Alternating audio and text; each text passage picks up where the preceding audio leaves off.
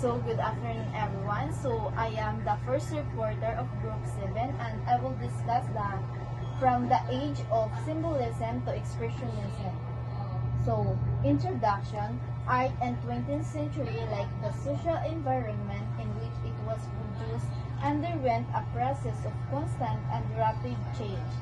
Painting in Europe no longer had to represent external reality through a series of pictorial convention. Historical events could be accurately recorded and seen through the newer media of photography and films. Artists could respond to the changing reality around them and could also aim to the modern to produce painting that were innovative and exciting, full of radical new ethics and new meaning. So in the 20th century, art underwent significant changes due to rapid technological advancement and shift in society. So the traditional painting that time nagafocus sa pagbuhat og actual presentation was no longer necessary. Kay ang mga artists kay na sila new way para mapakita nila ilahang mga idea. So with the rise of photography and film, historical events could be documented more accurately and quickly. So kini naghatag ni og way sa artist na mag-focus sa uban aspects of arts. So in that time, artists were no longer depictors. They became creators of new realities and they aimed to express their reaction to societal and cultural changes. O they often seeking innovative ways para ilang i-express ang ilang mga kaagi through art. So, the 20th century became a powerful medium. Art during this period became more personal and inventive. So, Strauss Electra represented a move toward expressionism and transformation of late 19th century chromatic tonality.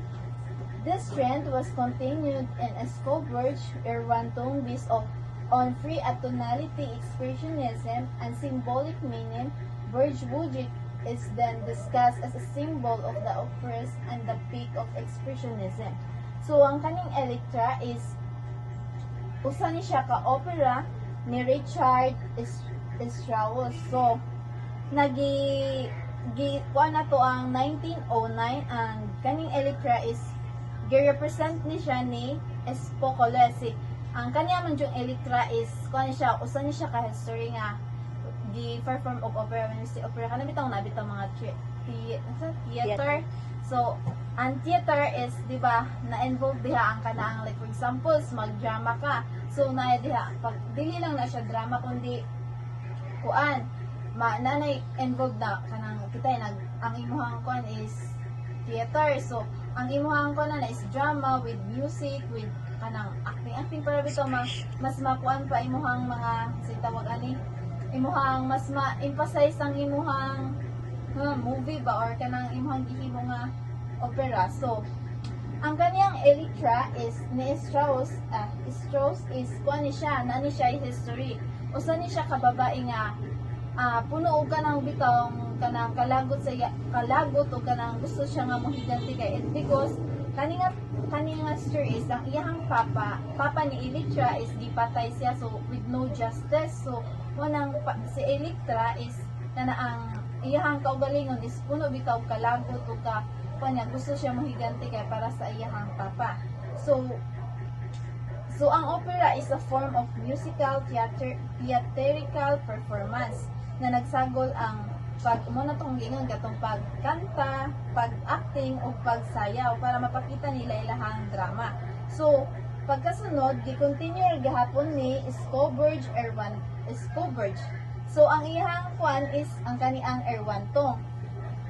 Based on free atonality. So, ang kanyang Erwantung is naghihapon siya history. O sa pudyapon siya kababae nga, ang iyahang uyab, gusto niya siya kababae nga, ang iyahang uyab, nabiyaan niya sa gubat, and then, gibalikan niya dito, gipangita, but, in the end, is nahibalaan ka sa babae nga, patay na to iyahang uyab, and then, mura siya na-depress mo nang nakuan siya, ang iyahang bitaw, is more siyag nabuang, then ang iyang emotion is nakuan siya basta ano to. Then so opera is nagrepresent, so ang iyang opera is nagrepresent siya sa iyahang pagkabuang o mantok gingon o sa iyang emotion. So ang musika ni Erwantong is nagpakita ni og wala pa nga na tistingan na mga techniques bitaw sa mga kuan, mga kanabitawng pareha ni Erwantong kanang iyahang gigamit na technique is wala pa nagamit sa uban.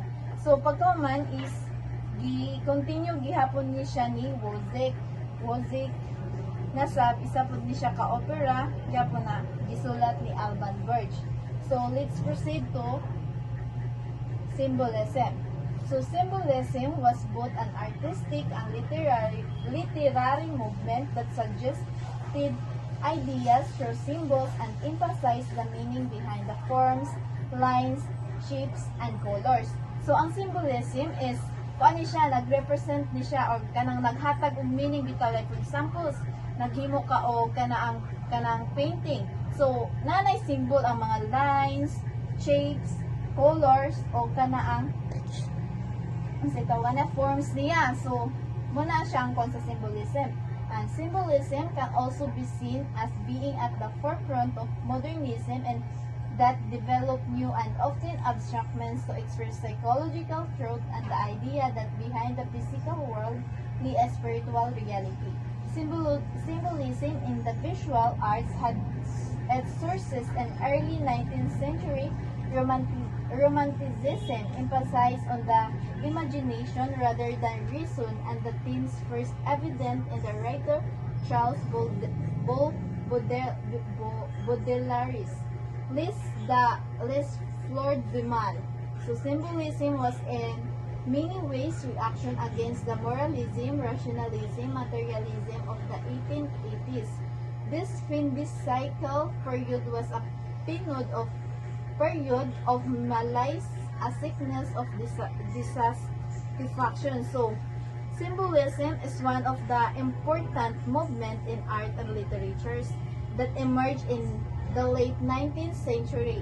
Ang mga symbolist is kay mogamit ni sila mga mga simbolo na para mas ma-emphasize og tarong ang ilahang gihimo bitaw nga mga art. So like for example, artist raw, for example, usa ko ka artist, so nagbuhat ko og art. So like for example, ang art is nagdraw ko usa ka guy and then is staring a girl. Also, nagtanaw siya sa usa ka babae and then with a heart na mata. So ang symbolism ato is katong heart. So nag-emphasize to siya nga katuang guy is unsay tawag ani na-admire siya sa babae bitaw nga ana. So muna siyang gikuan sa symbolism.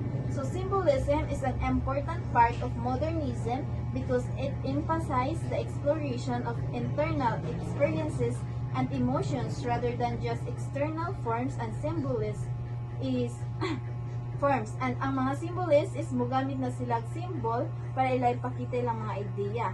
So ang kaning Findis cycle period is kuani siya. Muni siya ang time na is referred the end of the 19th century. So murag ending ang kaning gitawag nga Findis cycle is muna ni siya ang ending sa 19th century. So specifically the period from the late 1880s to early 90s. So that's all, and thank you.